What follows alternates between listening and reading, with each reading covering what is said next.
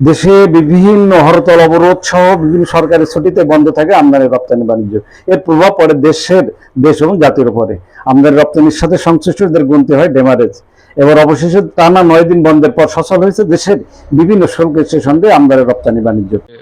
চালু হয়েছে, আমরা খুশি। কার্যক্রম চালু হয়েছে, আজকে পোর্ট চালু হয়েছে, আমরা খুশি। আজকে থেকে গাড়ি ঢুকবে।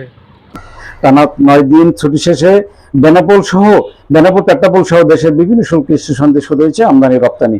সচল হয়েছে বিভিন্ন ধরনের কার্যক্রম।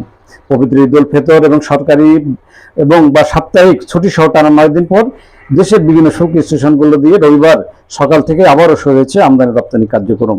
কাস্টমস এবং বন্দরের কার্যক্রমও চালু হয়েছে।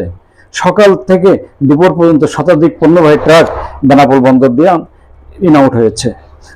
বন্দর কর্তৃপক্ষ সহ Benapole C and present staff অ্যাসোসিয়েশনের সাধারণ সম্পাদক সাজিদুর রহমান জানান, ঈদ উল ফিতর উপলক্ষে 28 মার্চ থেকে 5 এপ্রিল পর্যন্ত বেনাপোল পেট্রাপোল সহ দেশের বিভিন্ন শুল্ক স্টেশন দিয়ে আমদানি রপ্তানি বন্ধ ছিল। রবিবার সকাল থেকে শুরু হয়েছে আমদানি রপ্তানি কার্যক্রম। ফলে বন্দর এলাকায় বাড়ছে পণ্যবাহী ট্রাক। বেনাপোলের মতোই পেট্রাপোল বন্দরেও শুরু হয়েছে বাণিজ্য। তবে বিকালের দিকেও গতি পাবে বাণিজ্য, এমনটি জানান বন্দর সংশ্লিষ্টরা। পোর্ট চালু হয় খুশি বলে জানিয়েছেন আমদানি রপ্তানি বাণিজ্যের সাথে সংশ্লিষ্টরা। তবে তারা বলেন, কার্যক্রম চালু হতে কর্মচাঞ্চল্য বাড়বে বন্দরে।